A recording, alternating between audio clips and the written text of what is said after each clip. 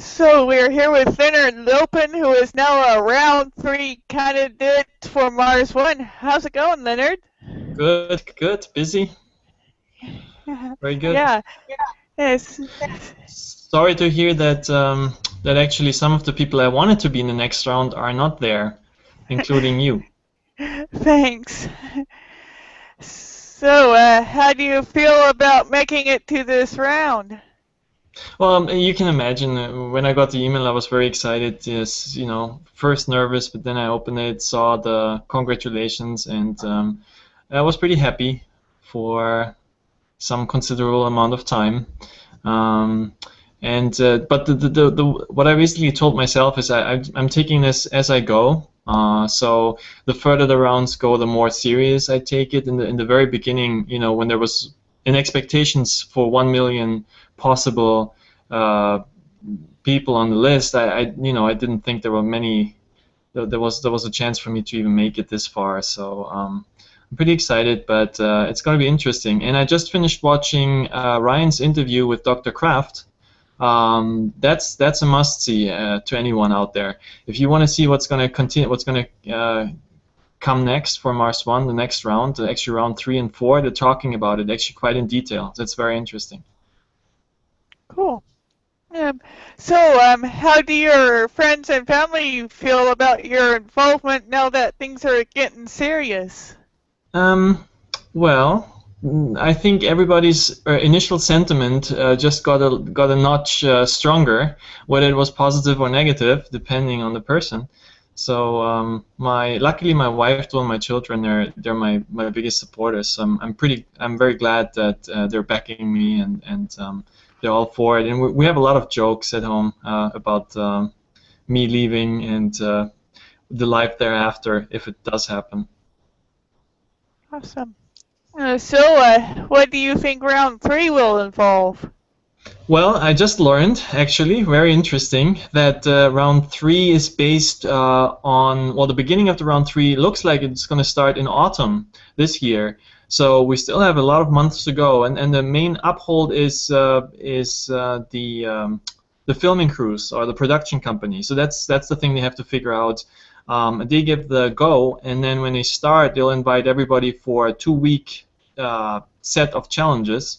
Those will be televised, and they'll form larger groups of 10 to 20 people each. And first, they'll have some challenges to go through, outdoor challenges, physical challenges, I guess, but also topics they have to study overnight, and then in the next day they have to work together as a team. And yeah, and the fourth round will be immediately after the third round, so there won't be any waiting time in between. And so whoever makes it through this round three is immediately put into an isolation place, isolation chamber or something like that. And then we'll boil it down to 12 male and 12 female. Awesome. I remember you're a member of the Marscoin Foundation. How do you think cryptocurrencies will fit into the future Martian socio-economic model? Well, we talked about this before, and I think I really cannot see a traditional currency system on Mars. I do think that something like trading is going to occur very quickly, and Bitcoin, cryptocurrencies, they're just so easy and frictionless, and they don't need a third party. They are private. You can interoperate between people directly. They just make sense. They really make sense for a Mars base. Whoever is going to make it, even if people who are not into cryptocurrencies, I think just the pressure and the limit of resources will make cryptocurrencies a natural fit for any base, whether it's going to be on Moon or Mars. So I'm very, very optimistic, very positive actually about the cryptocurrency. It might not be a Bitcoin type protocol. It might be something more evolved, like I don't know, Next or Ethereum. But uh, anyway, I think the cryptocurrency idea of a cryptographically secured private currency and financial system. Actually, it's just more than a currency, right? It's a whole financial infrastructure. I think that makes total sense, and really curious to see what's going to happen on the Mars base with that.